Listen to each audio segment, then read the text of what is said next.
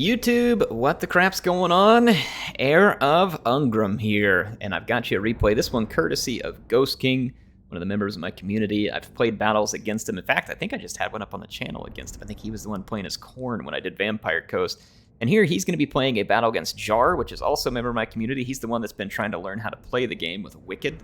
So we've seen him in replays before, and he has been improving and learning. And again, if you want to learn how to play this game, I highly recommend you do something like what Jar is doing.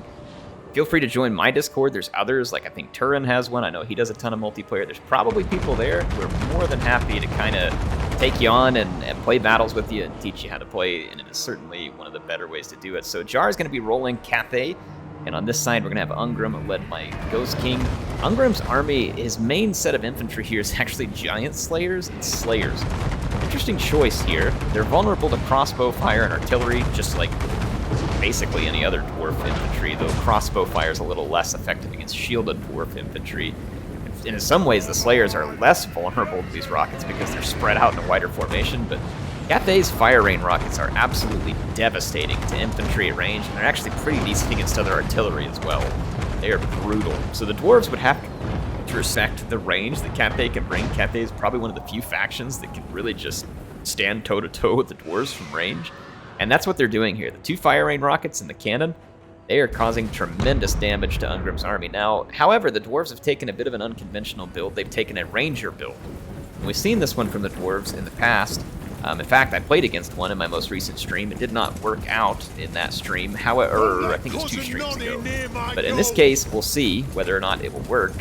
There's going to be miners with blasting charges supporting rangers. Now, rangers, a bit of a downside with them. They do maintain a shield, which is good when they're skirmishing, but they drop down to about 40 armor, I think from 80 that you see on Quarrelers. Quarrelers are very similar, actually, to Jade Warrior crossbowmen. They're quite similar units, in fact. So the Jade Warriors will do okay. However, you've also got some rangers with great weapons, which are an armor-piercing, shorter range variant. They're going to be moving in. And so basically the dwarves are going to just pull back, try and peel off some of the artillery fire. I mean, you basically already lost a unit here. And one thing I might make a suggestion to Jar here, when you do beat a unit down this badly, like this one, go ahead and just stop firing at it so that you don't spend any more ammunition. This unit is combat ineffective at this point. Let's go ahead and target a different unit. Let's see if that's what he did. I don't think he is, because this other one's just maybe just out of range. I don't know. But definitely save your ammo when you get into those cases, because now you can see that other units have popped up. Now, he would not have seen these rangers coming. He might have assumed they were out there somewhere based on the size of the dwarf army. That's the first thing I would have assumed if I saw that dwarf army and nothing else. You almost know that there's rangers somewhere. So the rangers do pop up. They immediately KO a crane gunner on this flank, and now they're going for one of the fire rain rockets. And this dragon-blooded Shugingen Lord, by the way, is an awesome pick for Jar. Really nice pick for Cathay. Both variants of the dragon-blooded Shugingen Lord will be quite effective.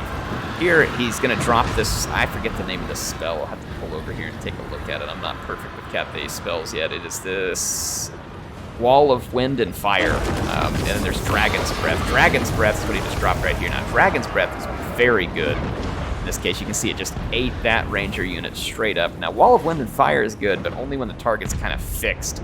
But I like Dragon's Breath if you're taking this Dragon-Blooded Shugingen, which is the Yang lore. The Yin lore has the Talons of the Night, which is also a very good one.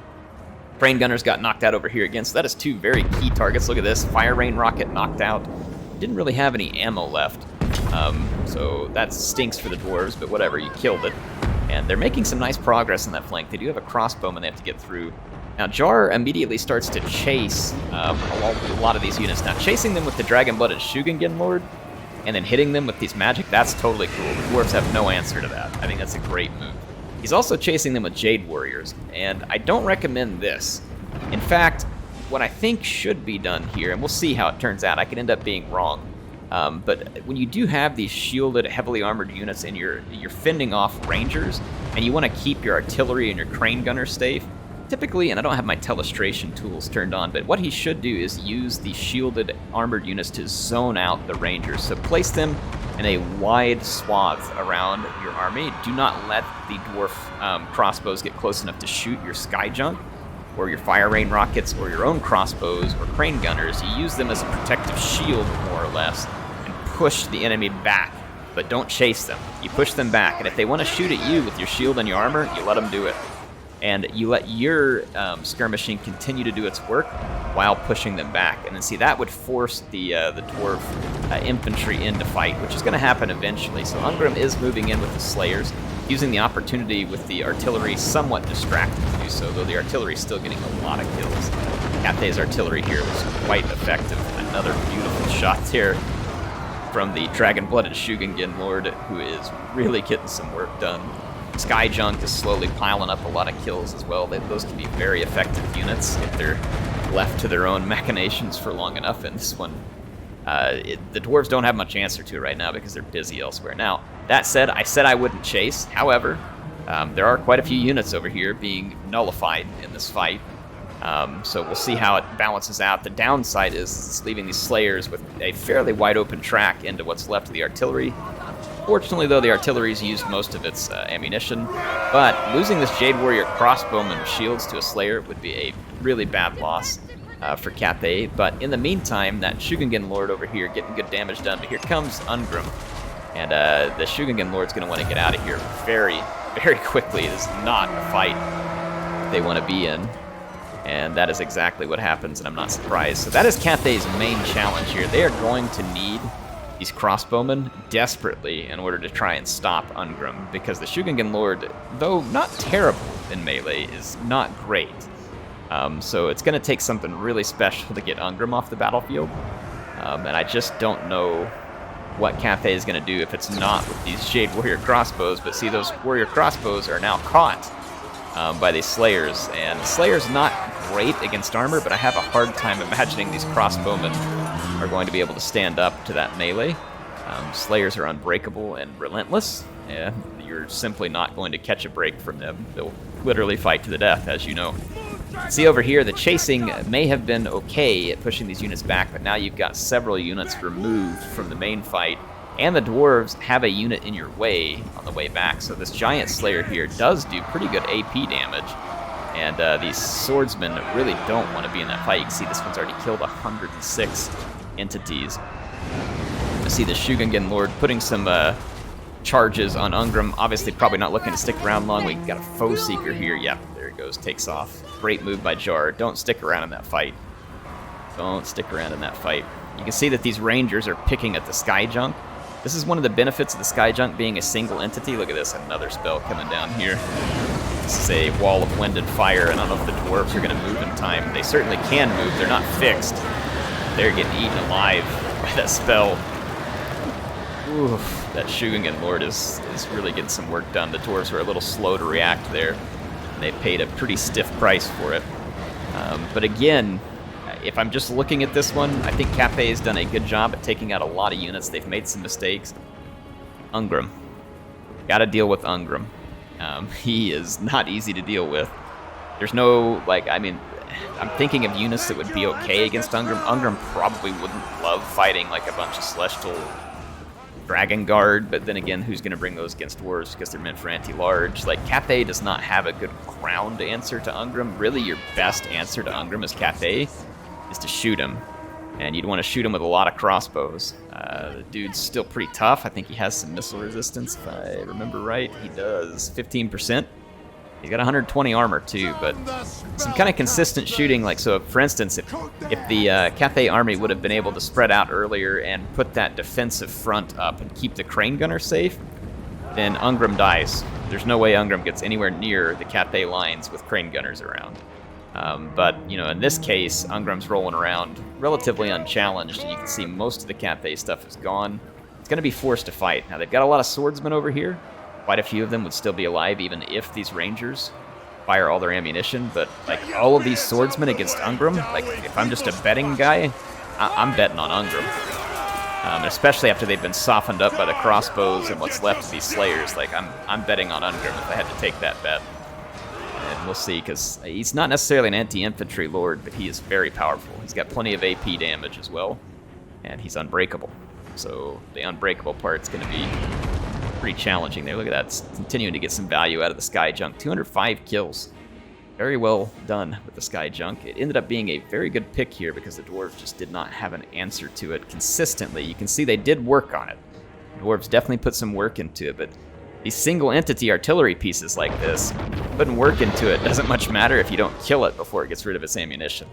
And this one used its ammunition, so all the missiles that the Dwarves poured into it didn't end up accounting for much. Apologize, I don't know why my voice is doing that, probably because it's late in the day. And I don't have any water here with me, of course, so you all are just going to have to suffer through it with me. But yeah, we're going to see some final fights here between the Jade Warriors and the Slayers. We're going to see the Shugungen Lord. If he has any magic left, there's really not any good places to use it. And the Yang magic that's being used here isn't going to be good against Ungrim. So unfortunately, it's going to take him on. Look at that Axe of Dargo there. Deadly Onslaught. I mean, Ungrim was just on an absolute tear here. And that Shugungen Lord is going to pay a dear price. I like the animations on it, though, like shooting the magic out and everything. That's awesome. And I like the shields on the Jade Warriors, but then whatever that little effect was popping up. Yeah, right there. That looks cool. With like the Jade shields floating up off of him. Haven't noticed that before. So yeah, Ungrim's already got one of those units routing. He's picking up numerous kills rather quickly here. And like I said, the Shugungen Lord, I think had to retreat. Yeah, it retreated. So it went out after these Rangers. Good idea. They had a little bit of ammo left. There's only 2, but still, you need everything you can get right now as Cathay. Whew. Yeah, Ungrim is picking up kills very rapidly now. Up to 63. He was just 40-something a moment ago, so he is going to really be chopping his way through these swordsmen, and they just do not have the AP to do real substantial damage to Ungrim. You can see they hit him every now and then, but he's got high melee defense to their low melee attack. And then they have low armor piercing to his high armor, so it is definitely stacked against them at the moment. Yeah, up to 76. Let's fast forward a bit. The Shugungen Lord's going to have to come try and assist in this fight to get anything done, but it's too late. All the swords routed, a unit of Slayers managed to come back around there, and yeah, now it's just kind of hopeless here. Looks like the balloon is attempting to enter melee. I have to see that. I've not even seen what the melee animations look like on the Sky Junk. I guess they're going to come down and tickle Ungrim with these hanging tassels here. See if they can get him to laugh himself to death or something. But I mean, Ungrim's killed a lot of monsters, and I don't think he would mind adding a balloon to his trophy cabinet. Just watch this one from Ungrim Cam down here. Let's see, Shugungen Lord's trying to get rid of the Slayers. There's some more Slayers here. It's like a Cathay crossbowman coming back in the distance there. To throw a few shots in. Oh, drop the bomb from the Sky Junk. That was pretty good. They killed quite a few Slayers with that bomb. Looks like it was maybe trying to do another one, but there goes the Shugungen Lord, and Balloon never even can attempt to melee. I don't even know if it can melee on the ground, but in any case, there you go. A victory for Ghost King and his dwarves. Ungrim Iron Fist being able to tank it out there. However, I have to give Jar credit here. This was a very nice effort. I actually like the pick. I don't even know if you need to change the pick, honestly, to potentially win this. That's the fun thing, is whenever you've played enough games and you start making picks that give you a competitive chance to win. Like, I definitely think your pick here had a competitive chance to win this battle, and it was close, and you saw that. I love the pick of the Shugungen Lord. That's pretty much what I pick almost every time I go with Cathay in a land battle, just because they're such a good value. I like the artillery and range choice against the dwarves. The dwarves are very limited with their mobility, and it's very hard for them to punish Cathay's range. The dwarves are not going to like engaging Cathay infantry in melee, and even if they attempted to, they would get shredded by the range on the way in, and it wouldn't go well, which means that this play here that we see from Ghost King with Ungrim is actually probably not a bad play against Cathay. I actually like the dwarf pick here too. However, that said, it is tricky because the Cathay player really demonstrated just how devastating this artillery can be, and the artillery did a lot of work. Now, where the value didn't come was from the crane gunners. These were the units that needed to be there to kill dwarf leaders, and they got hit by these rangers. So again, I think that's the key here. Jar almost had this. He just needed to use these Jade Warriors to shield these crane gunners. push the Quarrelers out far enough to keep them off your Crane Gunners until the rockets can do their work and kill the Rangers. Once they've killed the Rangers, then Ungrim's left with no choice but to get shot by the Crane Gunners. So a fun army, fun game from both players. I do hope you all enjoyed this one. HeirofCarthage signing out for now. I'll see you again soon with some more action and Total War Warhammer 3.